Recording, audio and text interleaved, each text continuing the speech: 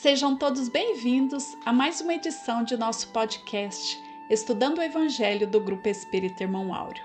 Hoje, em nossa edição de número 50. Nessa edição, Regina vem nos falar desta lição importantíssima do Evangelho e muito útil para os dias atuais. Bem-aventurados os pobres de espíritos, porque deles é o reino dos céus. Assim nos ensinou Jesus. E essa lição nos faz lembrar do pequenino de Assis, São Francisco de Assis. Divaldo Franco e César Said, no livro Sol de Assis, nos fala que parece que foi ontem que aquele homem, com alma de criança e coração de menino, andava descalço pelos campos e plantações, conversando com pássaros, com as borboletas, com os insetos e com os seus irmãos, sobre o amor de Deus que a todos nós sustenta. Então, nos dias de hoje, é muito importante termos essa certeza do amor de Deus para com todos nós. Mas na sequência teremos a live, que será coordenada pela Anísia, e teremos a participação da Regina, do Felismar e do Ítalo. Vamos ouvir? E não se esqueçam de, no final, acompanhar a nossa prece e aqueles que quiserem colocar sua água para fluidificação, mas acima de tudo confiarmos na assistência divina e na proteção amorável dos corações amigos. Vamos ouvir.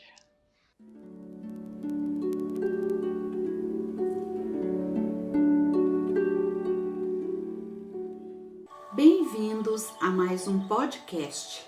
Que Deus nos abençoe nesta caminhada. Hoje trago os versículos de 1 a 3 de Mateus, que está escrito em seu Evangelho no capítulo 5, que vem explicar um pouco sobre a bem-aventuranças, que foi um discurso feito por Jesus à beira do mar da Galileia, aos pés do Monte das Beatitudes, ou Monte das Bem-aventuranças. Local este escolhido por Jesus para transmitir os seus ensinamentos aos discípulos e ao povo que o seguia. Nestes ensinos, Jesus traz esclarecimentos a respeito do reino de Deus, do acesso a este reino e da transformação que este reino pode produzir em nossas vidas. São 8 as bem-aventuranças. Mahatma Gandhi nos diz o seguinte: se perdessem todos os livros sacros da humanidade e só se salvasse o Sermão da Montanha, nada estaria perdido.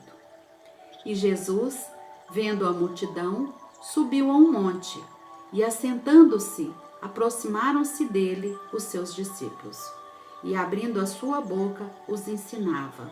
Jesus começou aí o conhecido Sermão da Montanha, dizendo: Bem-aventurados os pobres de espírito, porque deles é o reino dos céus. Mateus, capítulo 5, versículo 3. Busquei o significado no dicionário sobre o significado das palavras descritas nesta bem-aventurança. O que seria o bem? Que causa alegria e felicidade. O bem é o oposto do mal. Aventurado, feliz, venturoso, predestinado.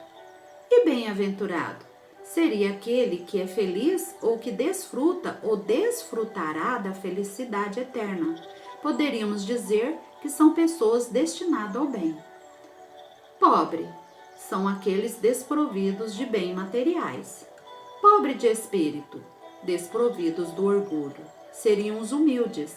E o reino dos céus? É um estado de espírito que pode ser conseguido mesmo nesta vida.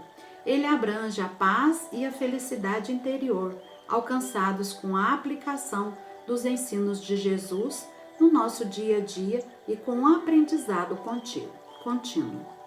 No livro Boa Nova, no capítulo 4, Jesus esclarece a Zebedeu, pai de Tiago e João. O reino de Deus tem de ser fundado no coração das criaturas. Os termos reino de Deus e reino dos céus é a mesma coisa ou existe uma diferença entre eles? Por exemplo, falando com o jovem rico, Cristo usa os termos reino dos céus e reino de Deus alternadamente. O Evangelho de Mateus, no capítulo 19, nos versículos 23 e 24, nos diz: Disse então Jesus aos seus discípulos: Em verdade vos digo que um rico dificilmente entrará no reino dos céus. E continua no versículo seguinte: E outra vez vos digo que é mais fácil um camelo passar pelo fundo de uma agulha do que entrar um rico no reino de Deus. Jesus não faz distinção entre os dois termos, mas parece considerá-los sinônimos. Então, continuando, bem-aventurados é uma expressão de Jesus que significa os felizes, sob o aspecto espiritual. Do ponto de vista material, está relacionada às pessoas que possuem bens, poder ou posição de destaque na sociedade. Esse versículo do Evangelho de Mateus revela o segredo da felicidade pregado pelo próprio Jesus. E ele vem nos ensinar que a felicidade está ligada diretamente no que nós somos e não no que nós temos, ou seja, nas conquistas da alma e não nas conquistas materiais. Vamos buscar uma explicação lá no Livro dos Espíritos, na questão 920. Pode o homem gozar de completa felicidade na terra? A resposta: não. Por isso que a vida lhe foi dada como prova ou expiação. Dele, porém, depende a suavização dos seus males e o ser tão feliz quanto possível na terra. O capítulo 7, no item 2, o Evangelho traz para nós. Quando Jesus falava pobres de espírito, ele se referia às pessoas humildes. Ele disse que o reino dos céus é para os simples e não para os orgulhosos. E ninguém é nele admitido sem a simplicidade de coração, a humildade de espírito. Ele coloca a humildade no plano das virtudes que nos aproximam de Deus e o orgulho entre os vícios que nos distancia dele. Jesus continua dizendo, de vez que a humildade é um ato de submissão a Deus, enquanto que o orgulho é uma revolta contra ele. Mas vale, pois, para a felicidade do homem ser pobre em espírito no sentido do mundo e rico em qualidades morais. Vamos lá para o item 6 deste mesmo capítulo, onde Jesus não cessa de colocar como condição essencial da felicidade prometida aos eleitos do Senhor, e que formulou por estas palavras: Bem-aventurados os pobres de espírito, porque deles é o reino dos céus. Ele toma a criança como um modelo da simplicidade de coração e diz: será o maior no reino dos céus quem se humilhar e se fizer pequeno como uma criança.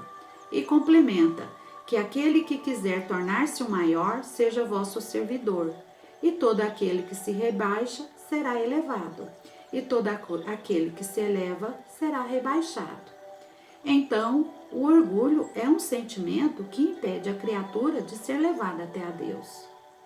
No livro dos Espíritos, na questão 785, vem a pergunta: qual o maior obstáculo ao progresso?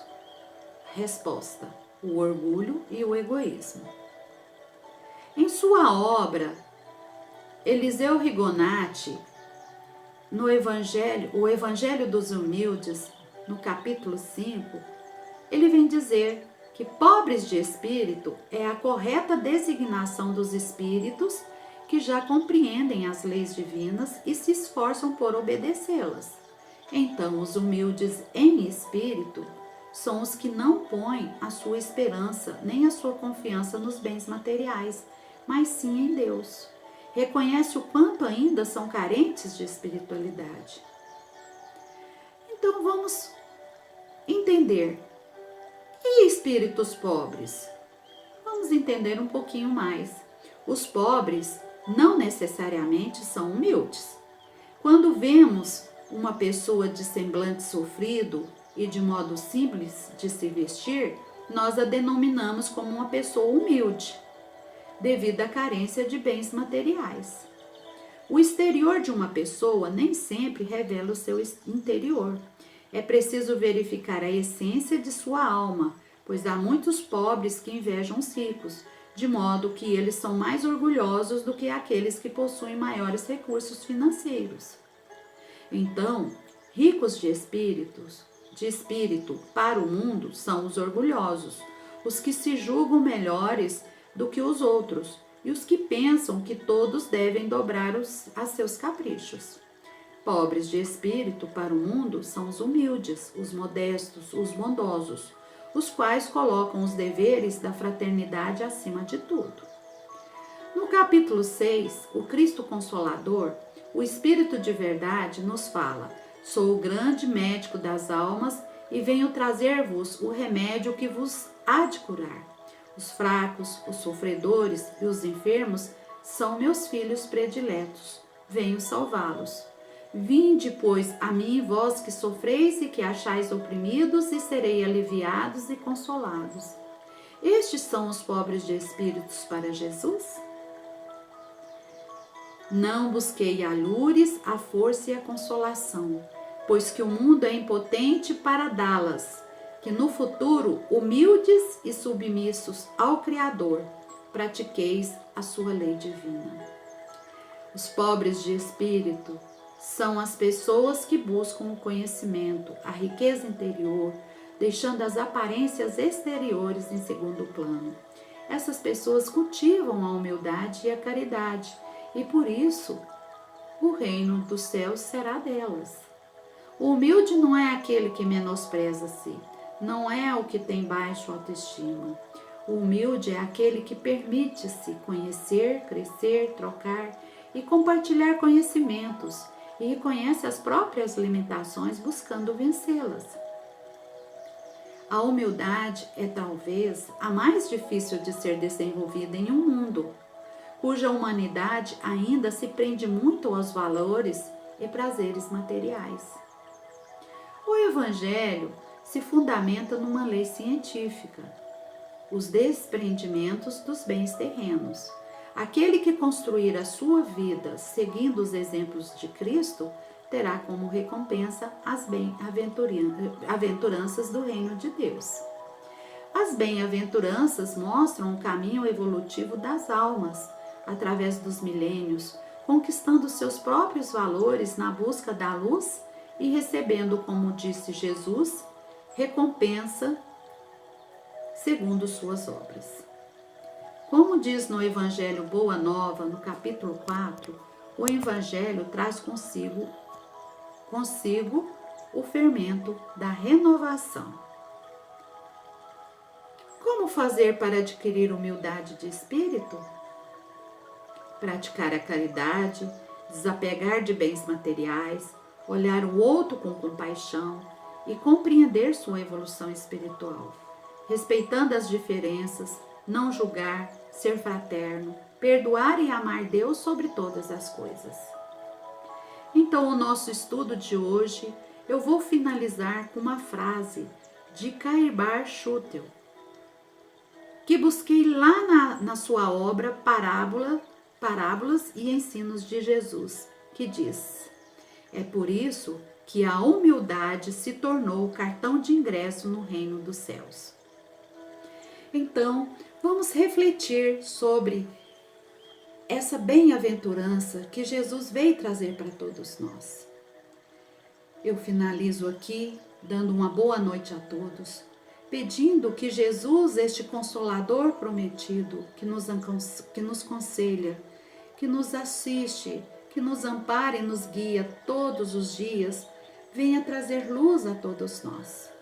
Que nós possamos estar abertos aos seus ensinamentos, aprendendo, praticando, estudando, respeitando toda essa lei divina que Deus nos ensina, como Criador da humanidade e do universo. Que Jesus traga luz, paz e discernimento aos nossos corações. Graças a Deus por essa oportunidade de luz.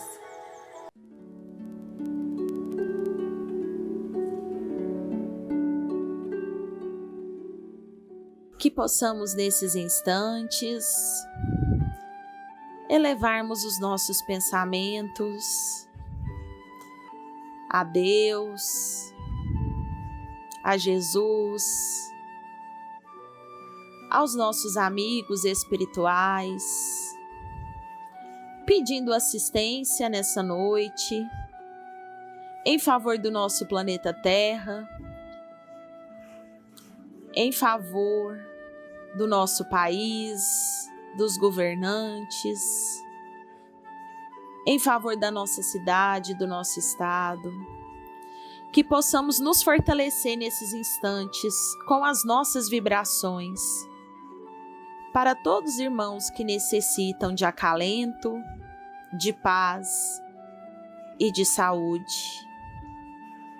Que todos esses lenitivos trazidos nesses momentos de estudo, de reflexão, de paz interior, possam ser distribuídos para todos aqueles que os necessitam, sabendo, Jesus, que nós já fomos os primeiros beneficiados, que possamos agora, nesses instantes, somar forças em favor de todos os irmãos do nosso planeta.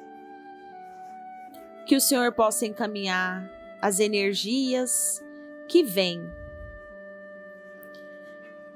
do mais alto, as energias que vêm dos tratamentos magnéticos, dos tratamentos da natureza, principalmente em favor dos nossos irmãos que passam pela doença física, a doença espiritual. E assim, Senhor Jesus, nós pedimos que o Senhor nos acorde todos os dias com a esperança de que sempre, sempre, Tu e o nosso Pai Maior estará tomando as medidas necessárias para todo o nosso progresso e o nosso bem-estar. Que possamos assim, Senhor, termos dentro de nós a capacidade de pensarmos não somente em nós, mas também nos nossos irmãos, para que possamos estar prontos para receber todas essas dádivas. Que assim seja.